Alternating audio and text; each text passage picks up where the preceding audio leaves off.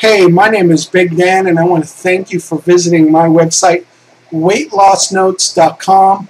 I appreciate that you've stopped by, whether you're a returning visitor or you're a new visitor that's come to me through Twitter or Facebook or the search engines, or someone referred you.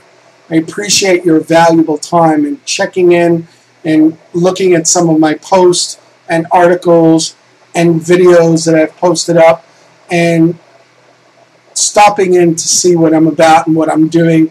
I really appreciate it, and I wanted to say thank you. I want to cover one major topic today, and then I've got a couple other things I want to share with you. I won't be long, but I want to talk to you about something that I've seen has been a source of frustration for a lot of people that are losing weight, and it's even been something that I've been really struggling with in the past, and it's simply this. I almost want to say throw away your scale.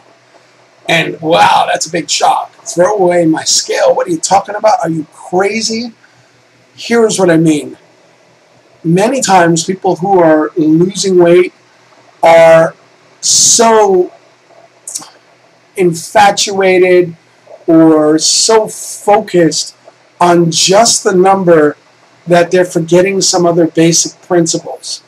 And what's a healthy thing to do if you're using a scale is definitely not to weigh yourself every day or every other day, or for that matter, even once a week. Research has shown that there's too many variables that in a short amount of time, a scale won't accurately reflect. You might have a lot of water that you're holding on to that day that you're on a scale. You, as a woman, might be at that point of your menstrual cycle and you're retaining a lot of fluids, and the scale is going to reflect that to the point of 2 or 3 or 4 extra pounds. Your scale itself can be off by a couple of pounds depending on the type of scale that it is. There's just too many variables to entrust the measure of success that you're having in your weight loss journey to just a number. By that I mean, what you should be looking at is other factors. Things like, how are your clothes fitting? Are they fitting better? Are they fitting worse? Are they tighter? And that's not necessarily a bad thing. And I'm going to come back to that in a second. But how are your clothes fitting? How are you feeling? How am I feeling? How's your energy level? Where are you at? Where are you at emotionally? Those things and the measure of those things should be good indicators to keep you going. There's, going back to the clothing thing for a second, if you're finding that as you're in your weight loss journey and you're exercising and you're eating better, that after a week or 2 or 3 weeks, the pants that you had that were very tight before, all of a sudden you've got some breathing room in them. Or the blouse or the shirt that you had that was very tight before, especially in your shoulder area or in your chest or bosom area, was very tight. Suddenly it's got some more room in it. That's a good thing. That's a good model, or a good indicator is the better word, of your success and your progress. And you should celebrate that. Now, I'm not saying you should never weigh yourself, but what a lot of experts seem to be saying is that if you're on a long-term weight loss journey, if you have a substantial amount of weight to lose, that the best thing you could probably do is to weigh yourself once a month. Not once every day or once every other day, because there's, like I mentioned before, there's too many variables that a short amount of time won't accurately reflect. The better thing to do is to do it once a month. On top of doing just the weighing, you also want to take measurements. Take measurements of your chest area, of your biceps, of your shoulders, around your shoulders, of your waist, of your hips, of your thighs. Take measurements and keep track of that. Track that once a month and see how you're doing. Are you fitting better in your clothes? Are you losing inches? That's a great thing. Not necessarily that the scale said you went down 3 pounds this week, the following week you went down 2, and then the week after that you gained 2. That isn't the best measure of success, and psychologically it could just be a real challenge for you to not deal with, or for you to have to deal with, that isn't probably the most accurate thing. So what I'm going to be doing is I'm going to be changing my weighing to the first day of every month. So starting July 1st will be my next weigh-in, and then August 1st, and then September 1st thereafter. I'll also be posting updated measurements at the same time, so you know that this is where I'm at, and this is how I'm doing. Now, I would say to you that, again, clothing can be a really good thing in how your progress is going if you're losing weight or if you're not. And oftentimes people make a real critical mistake. I've learned this from Tony Robbins, who says in his The Body You Deserve product that the death knell often sounds, or the death bell often sounds, because people who are gaining weight all of a sudden feel their clothes are tighter and this doesn't fit me, and oh my goodness, I need to get rid of this and buy some new clothes. Wrong. Wrong answer. Actually, the pain of the clothes being too tight on you should motivate you to make a change. That should be the push that says, whoa, step back, something's wrong here, I need to fix this, and let that be a subconscious and even a conscious pressure and pain to make you lose weight. Don't settle by buying bigger clothes. That's the death bell. That's the bad thing to do. And Americans and people worldwide who gain weight tend to do that. They tend to put off dealing with it by buying bigger clothes, and I'll just buy something, I'll be more comfortable, and yeah, I'll work out, and yeah, I'll eat better, and I'll get to that. And we put it off. No. Wear the same tight clothes.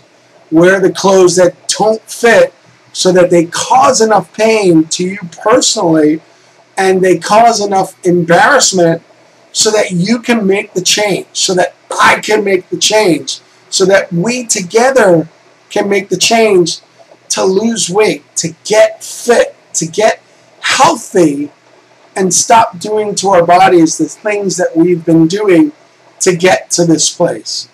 And that's been a real eye-opener for me, but I wanted to share with you the change that I'm going to be making and how I'm going to be doing my weigh-ins. So the first of each month, I'll be doing that, and I'll be updating my site so that you see.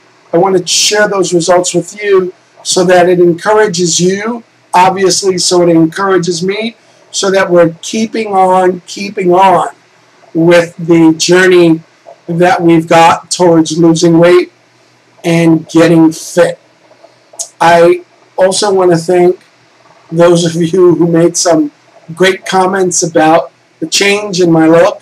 I went from having a full beard to trimming this down to having just a goatee and trimming my hair and getting some length cut out of it. It's very warm here in Florida, just very hot. And having a lot of stuff on my face and the back of my neck was just very, very hot. So I had to chop off a lot of it. And this is where my hair is at now. I may even go shorter in the next couple of weeks. I'm not sure. And if you have any feedback on that, I'd love to hear it. But this is, I want to thank you for the comments that you've made that it's a great new look, and I appreciate that. Otherwise, I'm doing well. I'm doing very good. I'm sticking with what I'm doing. I'm actually going to be introducing an exercise program, and I'm going to be sharing a video with you very soon about that, and sharing some details with you on that as well, so that you can see what I'm doing and perhaps look into it yourself. The other thing I've gotten a few emails about is, what do I eat? What am I doing personally how has my diet changed? How has the kind of food, the intake of food that I've gotten or not gotten, or eaten or not eaten, what's changed? And I'm going to share that with you, but I'm going to share that with you in writing, because I want to give you some more details than a video will give you, and I want to be able to put it in black and white so you could see. These are some things that my coach and I have worked through and talked through, and I've done some homework on, and I'm using a site called MyFitnessPal to track. Again, it's myfitnesspal.com, all one word, to track what I'm eating and my exercise, and it's got a fantastic database of most, if not all, of the food so far that I've eaten has been found in there, and it's got a great community behind it. And the best thing of all is it's free. It's totally free for you to track, and you can track it from your phone, whether you've got an iPhone or an Android or whatever it is. You can track it from your phone as well as your computer to keep track of what you eat, what you put in your mouth. It's something you should be doing every single day. Everything you eat that you put in your mouth, from the moment you wake up to the moment that you go to sleep, is definitely something you should be tracking, because sometimes we eat subconsciously and we're not aware of it. And we're not aware of the junk that we put in our mouth or the excess that we put in our mouth. And I want to encourage you to try for 7 days, just 7 days, to track from morning until the evening, from the time you wake to the time you go to sleep, everything you put in your mouth. And to be honest, and this will be just private for you to share with no one, just for you to see for yourself what you put into your mouth in the course of 7 days. I think that you'll be surprised, because we do so much of it subconsciously. When it's in black and white in front of you, all of a sudden it becomes conscious. And when it becomes conscious, then it becomes something you can begin to deal with, something you can begin to attack. So I want to encourage you to do that.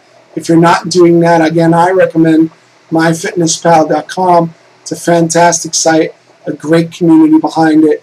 If you've got another solution that you want to use, that's fine. The important thing is that you use it, and you use it religiously every single day, and if you can, throughout the day.